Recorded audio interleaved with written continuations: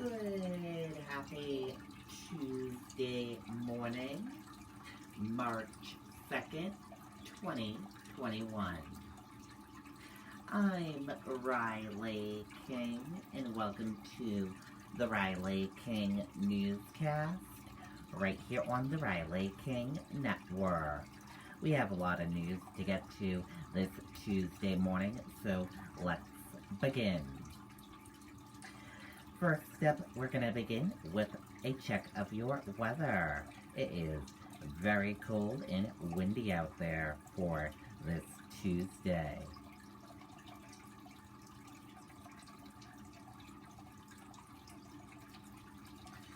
Also, there were some snow squalls overnight as frigid weather moves into New Hampshire. Also, there are two weather alerts we can tell you about. There is a wind advisory in effect until 4 p.m. this afternoon, and there is also an airport weather warning as well. And expect for dry conditions over the next 6 hours. Now let's go to meteorologist Haley LaPointe with more on the weather forecast for this Tuesday.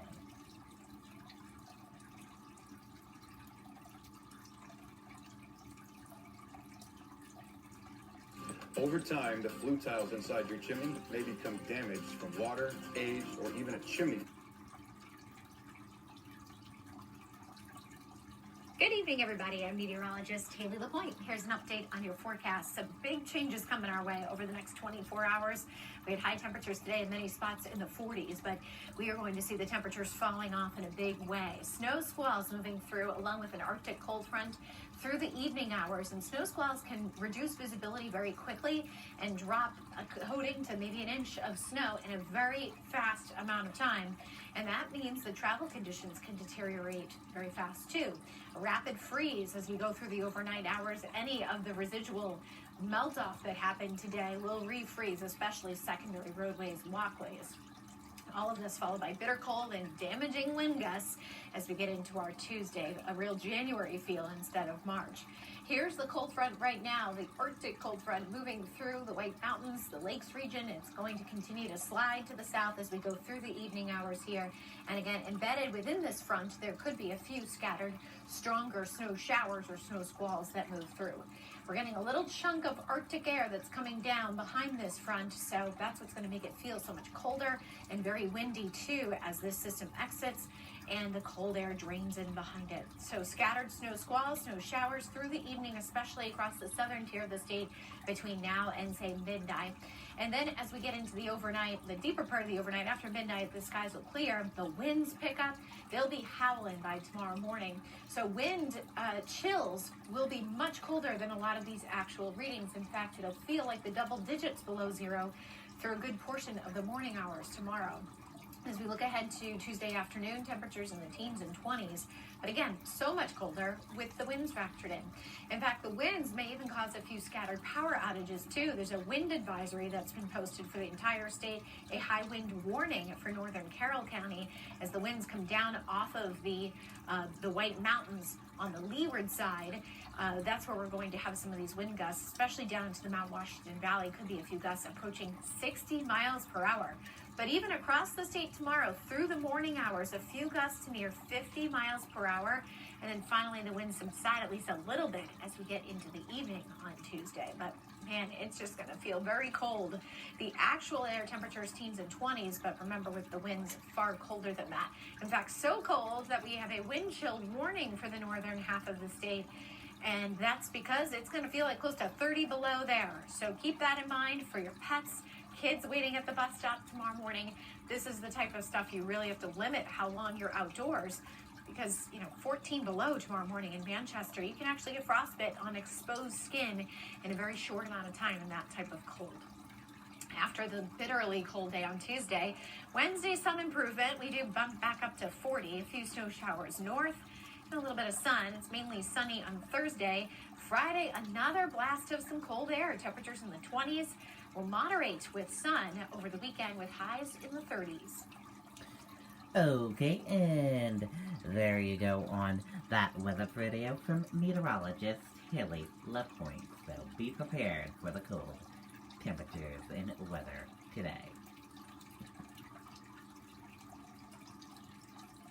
And now let's take a look at your traffic and see how the roadways are shaping up for this morning.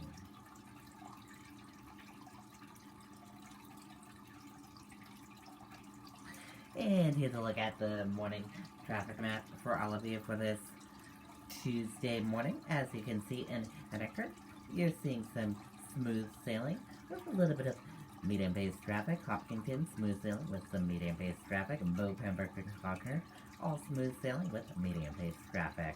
Bosquen, smooth sailing with some medium-paced traffic. Chichester, smooth sailing. Epsom, smooth sailing with medium-paced traffic. And Northwood, smooth sailing. Lee, smooth sailing as well. Durham, smooth sailing. Rochester, medium-paced traffic with some smooth sailing. And Somerforth, medium-paced traffic with some smooth sailing. And Dover, medium-paced traffic with some smooth sailing.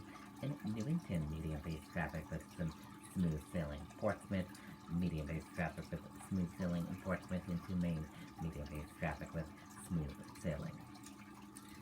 Rye, smooth sailing.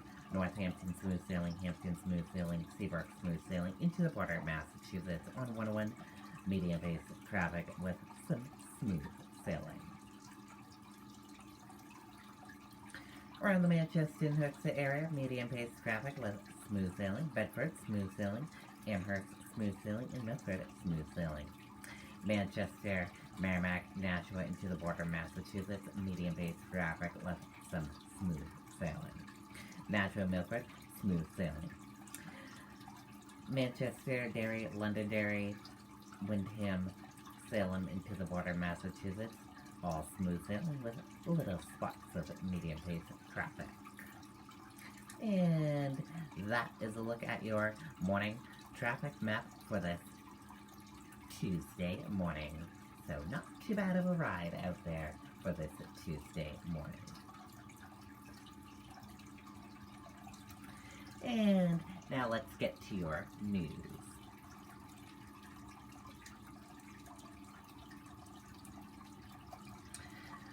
First up, no new COVID-19 deaths reported in New Hampshire for second day. Let's take a listen to that video from WR News 9.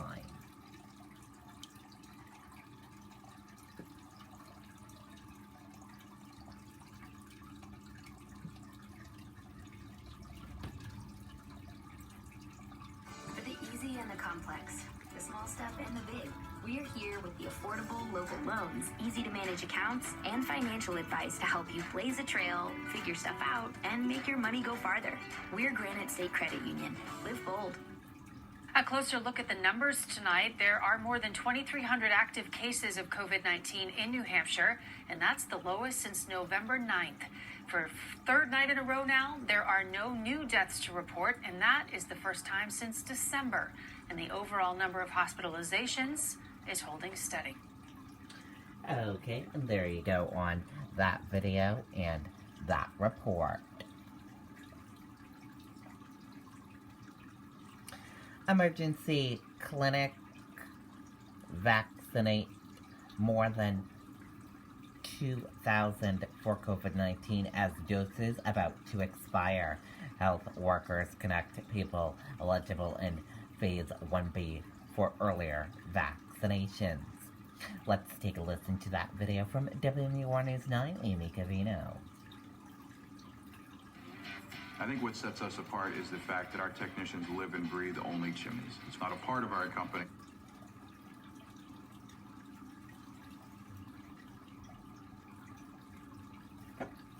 When we had 4 lanes going and cars lined up, I actually breathed a sigh of relief because I knew we were going to be able to, 1, vaccinate everybody who needed to be vaccinated, and 2, not waste any of those doses. It's a logistical achievement that a military general would be proud of. 1,170 people were inoculated sooner than expected in Littleton, 247 in Nashua, and over 500 in Strafford County.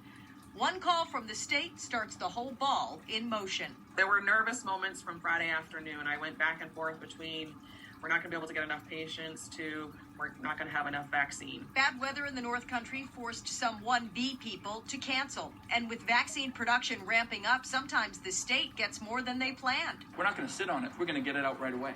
Colebrook got 192 extra doses into arms over the weekend, and Berlin did 150 pop-up shots. We have literally hours to scramble. I wish I could make it sound more complicated than an all hands on deck email, but that's typically how it goes. Dr. Beth Daly says every drop of vaccine is accounted for. To date, less than 1% of vaccine has been wasted, and expiring leftover vaccines are targeted for eligible phase recipients. But sometimes it goes to whomever is available. At the end of the day, we're not going to waste a vaccine. North Country Healthcare is anticipating getting over 2,000 extra doses this weekend. The CEO says they are ready. Plans are already underway to handle traffic flow and logistics in Colas County. Reporting live this evening, Amy Cavino, WMUR News 9. Okay, and there you go on that video and that report. Legislation discuss bills that would limit governor's emergency powers. Prominence of conspiracy theories among those testifying. Let's take a listen to that video from WMUR News 9, Adam Sexton.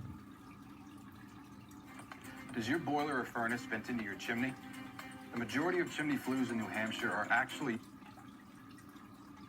When it comes to a discussion of the governor's emergency powers amid the COVID-19 pandemic, the public comments can be pretty over the top. The restrictions imposed by the governor and his regulators rival the most tyrannical regimes that I know of in history. A week after passing legislation undermining enforcement of the governor's public health orders, lawmakers are now working on a series of bills aimed at reasserting the emergency powers of the House and Senate.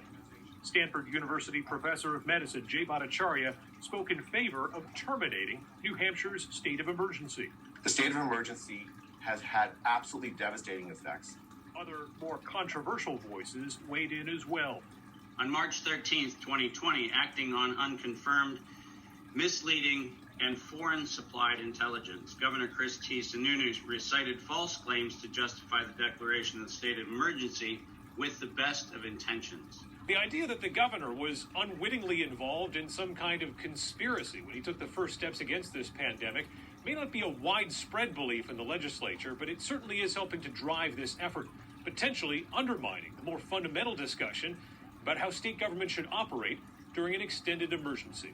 I think it's really ironic that the governor went out and campaigned and supported the very people who are now Republicans who are challenging him at every level for any steps that he takes to protect public health. That's what you get when you support for public office people who don't believe in science. In a statement to News 9, Governor Chris Sununu said, quote, "These bills would jeopardize our response to COVID-19 and hinder our ability to vaccinate our most vulnerable citizens as fast as possible. In times of crisis, a chief executive must be able to move swiftly. These bills were designed for political headlines, and I unequivocally oppose them." In Concord, Adam Sexton, WMUR News 9. Okay, and there you go on that video and that report.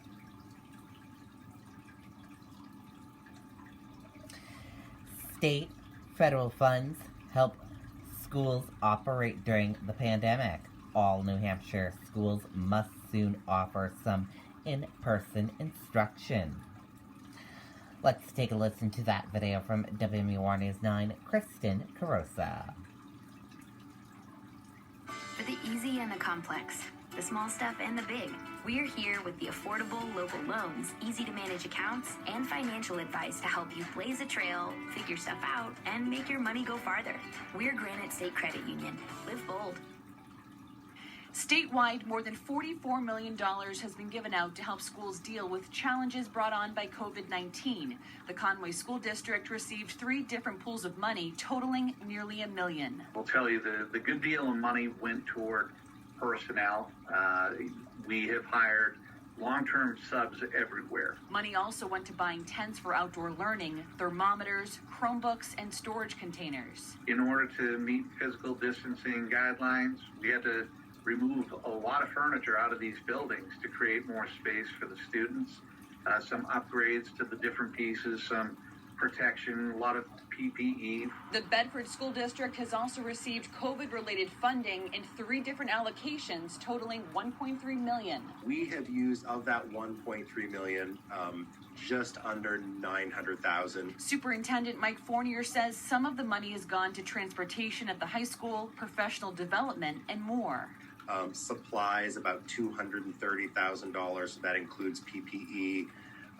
Equipment that we've needed about $160,000, and then we actually have needed contracted services to help with cleaning of the schools, and that's been about $30,000 so far. About $100,000 was put toward technology to help teachers with remote learning. So teachers had an additional screen to be able to not only teach the kids in front of them, but also have students who are at home. Fournier says he will work on allocating the remaining funds in the coming months.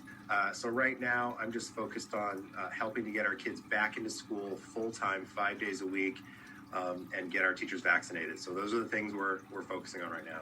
Kristen Carosa, WMUR News Now. Okay, and there you go on that video and that report.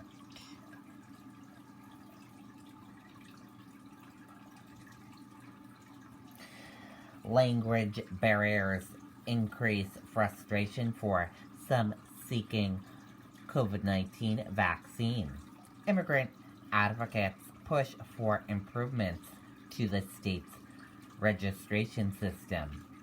Let's take a listen to that video from WMUR News 9, Mike Cherry.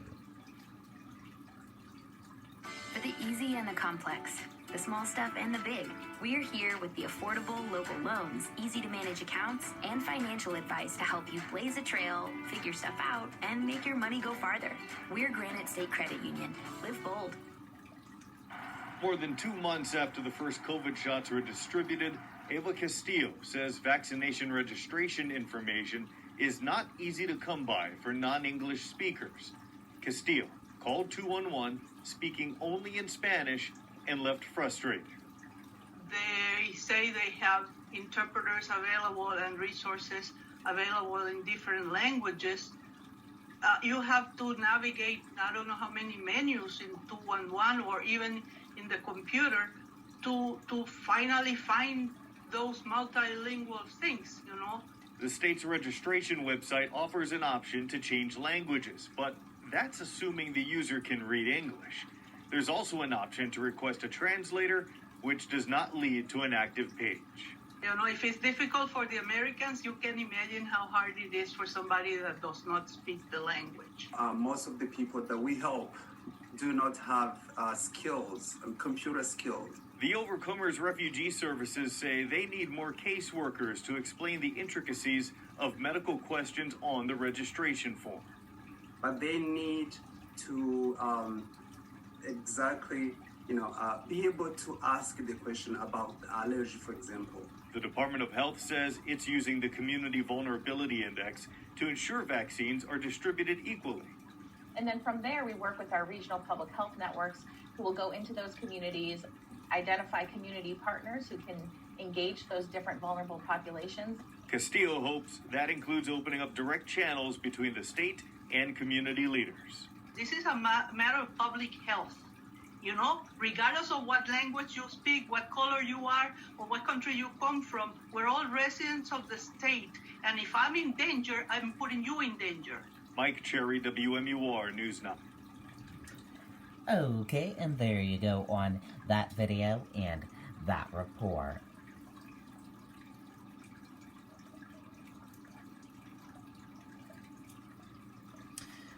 Voters, officials look into vote count disparity in Windham. Bill to allow 100% audit of ballots in the hands of the House. Let's take a listen to that video from WMUR News 9, Charisse Leclerc. Does your boiler or furnace vent into your chimney? The majority of chimney flues in New Hampshire are actually used.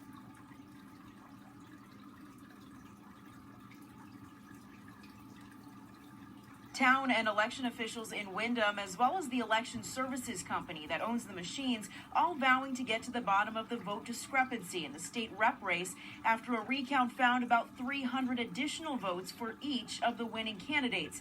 The town clerk explained the security behind the machines used. The 4 have been used for 20 years and are supplied by LHS Associates in Salem. When we tested our machines for the November election, everything was flawless. We completed our audit log, sealed the memory cards within the machine, and secured them in our vault. Everyone in here deserves to know what election information they possibly want to know. It's important that we all know the correct information. The president and CEO of LHS Associates says they are in favor of a 100% audit of the votes. While many have called for another recount of the ballots, state law prohibits more than one. Now, the state Senate has unanimously passed Senate Bill 43, which, if it becomes law, would allow for a 100% audit of the ballots. It's currently in the hands of the House. Every voter should have the utmost trust in our voting system, and hopefully SB 3 is a move to that. Some speakers tonight saying they reject conspiracy theories surrounding the discrepancy and say human error could have played a role. At this moment, we don't know which set of numbers is correct. And now, with the town election coming up, Windham has received 4 new voting machines. They will be testing those out publicly tomorrow morning at 11 at Town Hall, and the public is welcome to attend and watch that. Reporting live, I'm Charisse LeClaire, WMUR News 9. Okay, and there you go on that video and that report.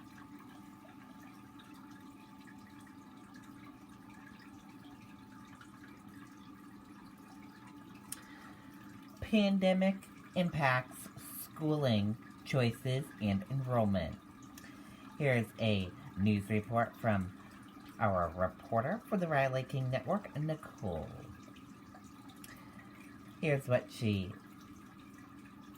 said in her news report.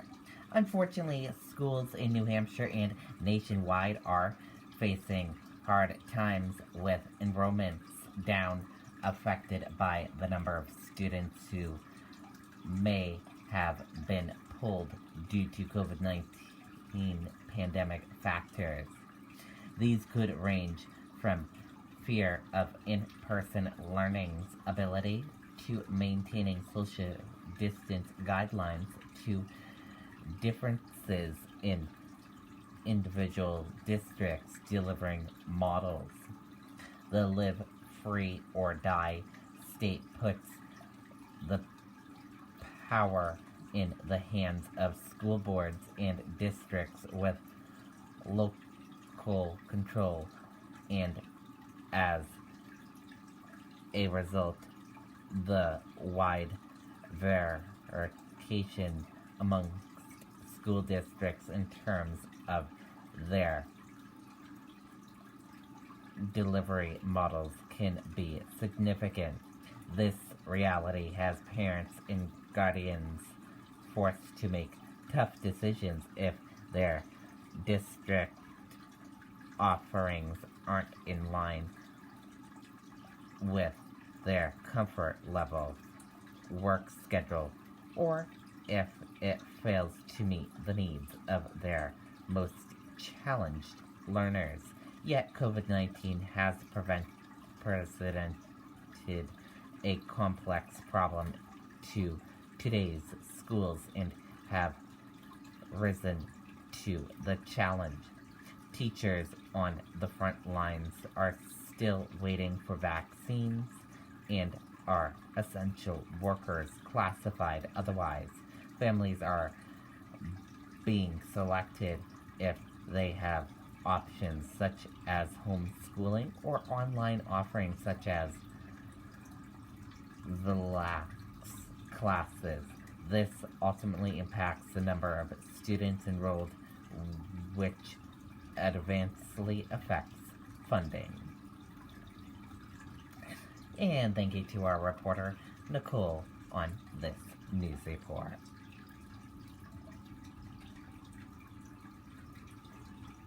American Airlines flights to D.C. return to Manchester on Thursday. American Airlines is resuming non-stop flights to Ronald Reagan International Airport in Washington, D.C. from the Manchester-Boston Regional Airport starting on Thursday.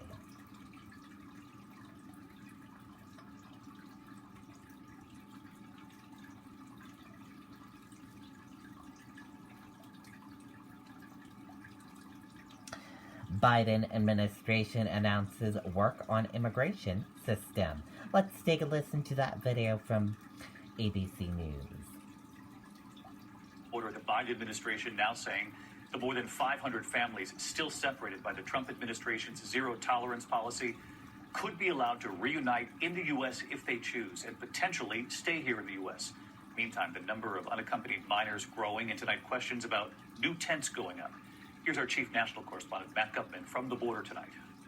For tens of thousands of asylum seekers like Armenia, cradling the hope that 2 years in these transit camps might soon end, tonight a promise from the Biden administration. We are operating under a broken immigration system, and we need to fix it. A massive overhaul of the Trump-era immigration policy, the administration tonight taking aim at perhaps the most controversial part, the separation of parents from their children at the border. Homeland Security Chief Alejandro Mayorkas saying the 506 families that remain separated by policy critics have labeled a human rights violation would be allowed to reunite in the United States or their country of origin. The Biden administration also pushing back on criticism that it is housing migrant children in the very tent cities Democrats criticized the Trump administration for building. It takes time to build out of the depths of cruelty that the administration before us established. But quietly, change has been happening. The administration peeling back a program that forced migrants seeking asylum to wait in limbo on the Mexican side of the border. Today, crossing the border, we visited one of those makeshift encampments in Matamoros, Mexico. Beneath these tarps and behind this concertina wire are about 700 migrants. They are just some of the 25,000 migrants that have been waiting, some of them for up to 2 years, for their chance to have their cases heard in the U.S. Families like Blanca and Jonathan's. They and the 3 children they share, the youngest only a month old, endured nearly 2 years of camp life. But over the weekend, they crossed into the U.S. I was so thankful to God, he said. I couldn't even believe it. And tonight, the message to migrants and asylum seekers like Armenia hoping to cross into the U.S. Patience. We are not saying don't come. We are saying don't come now because we will be able to deliver a safe and orderly process to them as quickly as possible. And Matt Gutman with us tonight live from Brownsville, Texas, on the border. Matt, we know President Biden spoke with Mexican President Obrador today about the U.S. relationship with Mexico. We've seen the moves by the Biden administration making to overhaul the immigration policy of the administration before, but you have learned tonight that officials are also in some places seeing an increase in illegal border crossings. Across the board, David, they are seeing what they're calling a significant spike. And the most concerning to them is what you just mentioned, unaccompanied minors crossing. They say that 9,000 children and teens crossed into the U.S. just in the month of February. They add that right now in U.S. custody, there are 12,000 unaccompanied minors. David. All right, Matt Gutman tonight. Matt, thanks. Now. Hi, everyone. George Stephanopoulos here. Thanks for checking. Okay. And there you go on that video and that report. And that does it for this morning edition of the Riley King Newscast, right here on the Riley King Network. Thank you for watching, and have a great day, everyone. See you back here later on today for another newscast. I'll have a news report coming up in a little bit. Goodbye, everyone.